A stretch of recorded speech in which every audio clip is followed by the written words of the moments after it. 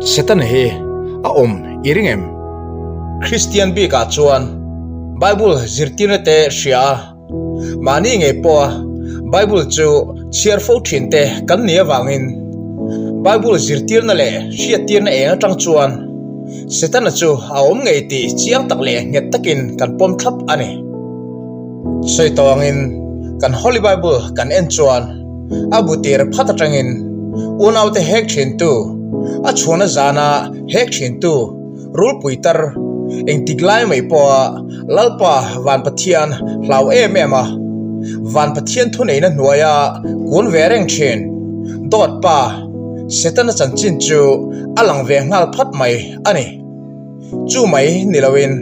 voinia Setana Paul tia an soi fo thin Setana betu kan ti tengai hian Setana Mizia chu chiang takin an pho chuak bok ani le chu thu chu arin omem Setana he a ngei ti soifianan in ngana tlak evidence rin tlak atlingem ani le lalpa chia rotele lalpa miten ram huaiman han no chua don laya an ko chunga ram huai emo Setana emo ten an thu soitele an tongkam an thuron sei chua thin te he dot vek em meniang mishingin chu tiang taka sheom le mol pho khak chuan lem changin a omreng du iringem no chua sak an ni nuwa an za thin zia te ingei tu venga em ti chuan Thiltum zia chiang taka lang ngal bok chu Setana dot pa mitin te bum tu chu a ani nga chuan lalpa van Pathian engkim lalpa chu a ngeyang ti hi ani chu van Pathian chu Setana tan po Pathian ani kumkhua tuan bokang ole tuna chuan chu Setana dot pa khawvel zongjong bum tu chu Mizia rilru put mang dik tak le a Thiltum ber chu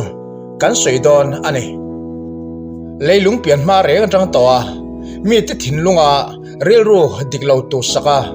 rilru chia putir tu kan Pathian ama siam tu taknial po ngar thin vanin dona chok chuak tu leilung le achunga chengte siam anni nuwa leimi hringte chiat na tur zong ngar thin ania rilru chu a hrisel te chiam lawang ti chu kan hriat tlana tan a thaome mishing te hi lalpa Pathian nen kan leng dun thin anga he khawvela hian thir tokin kan tharau kan thlata ani poin van Pathian nen kheng thei din huna kan ding palang ti chu a hlau ber ani atum ber le ami sonin atum ber chu vana alo do to a hne le silo ama siam tu van Pathian van khopui tanga pai chuak tu lalpa nang le kei chuan rilru tinat sak fo thin maila chatuana kan nun ve theina na ama nun na hial po mual pho taka men hlan sak du tu men mangai em tu alungai na kan thlen sak fo thin kan lalpa rilru tinat sak chu atum ber ani van Pathian laka atlom to sia azazel thil ti ni te hian ka hethin lalpan mual phopo don zo to lo khopa min mangai lu ata wanga kan ta na anun na hial men hlan sak laiin ani Setana ve thung chuan kan chiat vek na tur hlir ngaihtuah thil thalo chi sang le lalpa phallo ang chi mang hlirin min bum atum boka ngai khatu tu tak voinia kan unaw tam tak lalpa mangai te an nun dan le khosak dan hi ishiat lo karing bik love atir bera chuan mo Setana wang ani zirtir chop ngai mihring kan nia chu kong diklawa kaldona thinlung min nei tir tu chu Setana ani nie duhsakna chu kan kota ani ngei mai ma se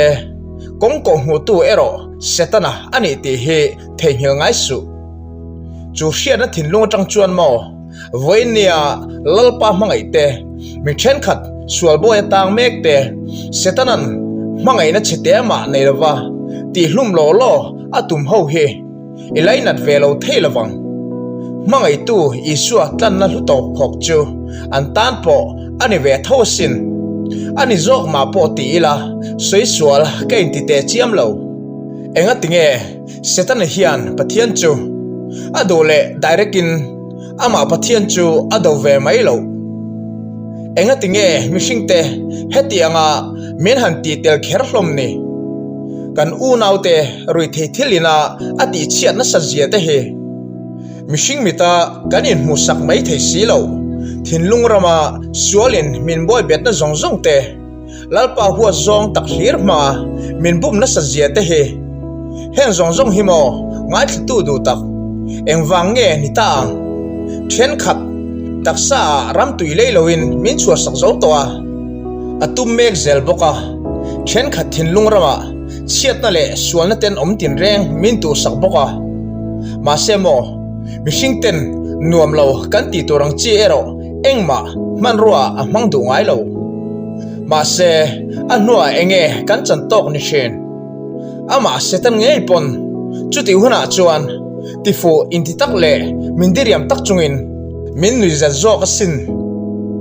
kan ma chuan nuam kan ti ngei tur chu aron chop chuak thina mishing te kan in an lawang le kan rilru su khek ang mil zelin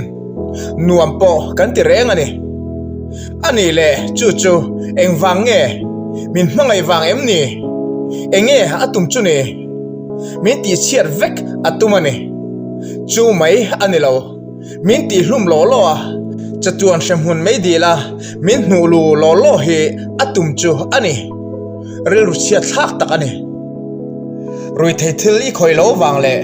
langhal mai chen thil thalo iti lo wang khan ngai thatakin om lo mai te van Pathian nen i khen thei lo nan eng hmanga boy be nge ini rilru diklo le chia putir chein diklo taka thilti tir chein ani em enga tinge zuno khat lekin lali suwa i hral le thin ti an soi i hrifo thin em dot voi kha soi nen lalpa ma enge hadang lamna eng tianga boy be nge ini ngun takin ngaihtuah ro Setana hian chete pon a hmangai lo cha Pathian nena in ka relationship tihchhiat veka ti hlum chia chumi nuwa shom top khoka chatuan mai dil akal na tura shoi ve che hi atumani mani chawa shom tur peilo Setana ani chatuanin ani to anga kum kha chung chau ani don to silo a shom dan tur chu soi hian asiak lo ve nangma ngi chu soilo mi tu po ni sela email ma tak niel po ni rose chutianga chutuana topin tai nele tongai lo tura media ngai saka anom lai tur chu han mit thla chin te kar khawvel chung chu a chan to kalom iti thei mai thei ma se mi rilru chetop khok iningot lo chuan i khongai ve tak zetang chutiang taka shom tur chu ani ti ka hriat thiama wangin ke ngei poin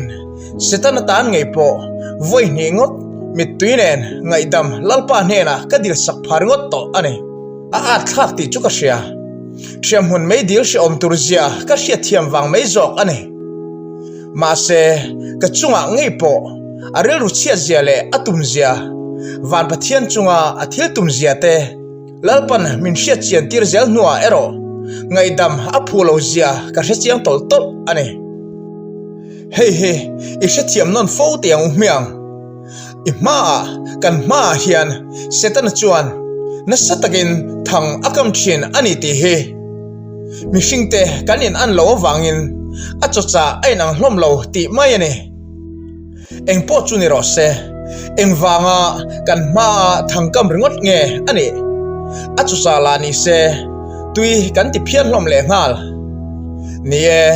kan nau pan lai pon savathang te kan kam ve then ma se kan kam mol top ngai heklo chu thang kan kam bola ngei mai chuan savaten an edu tur ber mai tui an ti ber mai chu kan da tel sak then ngaihtuah chian chuan rap thak tak ani le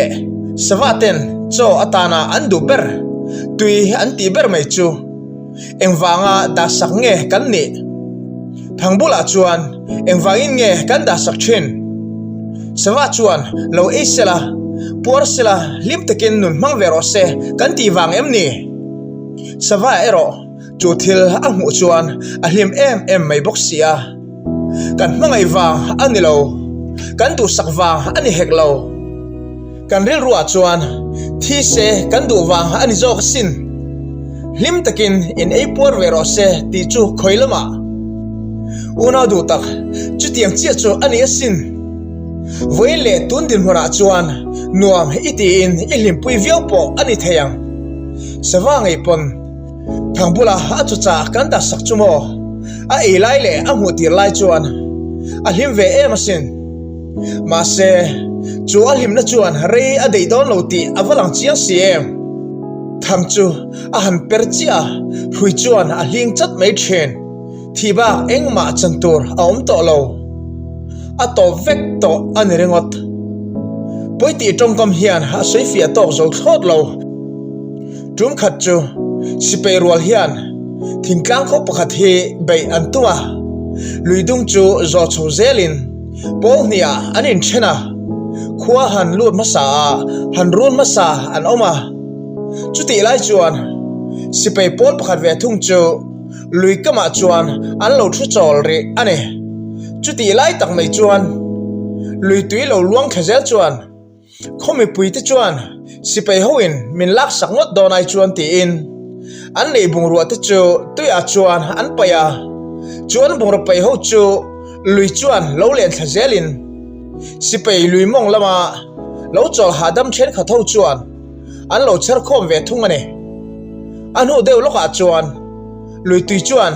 thil pakhat he aron len thale zela chuta sipei zinga pakhat chuan chu thil tuin aron len thlak chu blanket lum thatak tur mu hian a hmutlat ane ti chuan chhar tur chuan